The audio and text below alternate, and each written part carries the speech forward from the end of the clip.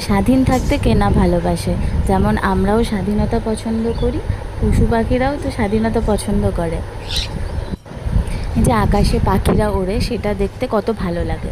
যদি সবাই পাখিকে বন্দি করে ঘরে পোষে তাহলে কি আর সেই দৃশ্যটা আমরা দেখতে পাবো? তো আমাদের বাড়িতে বাবা মা থেকে আমরাও শিখেছি কোনো পশু পাখিকে আমরা কখনো বন্দি করে পালি না। তো পাখিদের জন্য চাল দেওয়া থাকে, পাখিরা ডেলি আসে। যদি চাল দিতে ভুলে যায় কখনো, তো ওরা তো এমন আওয়াজ করে যে মনে করিয়ে দেয় যে চাল দিতে হবে। তো চাল দেওয়ার পর আজকের দৃশ্যতে হচ্ছে দুটো টিয়া পাখি এসেছে এবং কাঠবিড়ালি। টিয়া পাখি ডেলিই আসে, আমার অনেক ভিডিওতেই দেখতে পাবে, আমি প্রতিদিনই প্রায় ছাড়ি পাখির ভিডিও।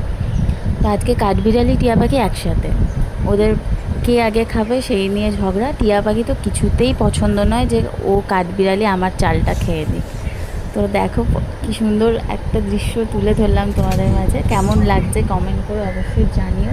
দেখা হচ্ছে পরের ভিডিওতে। টাটা।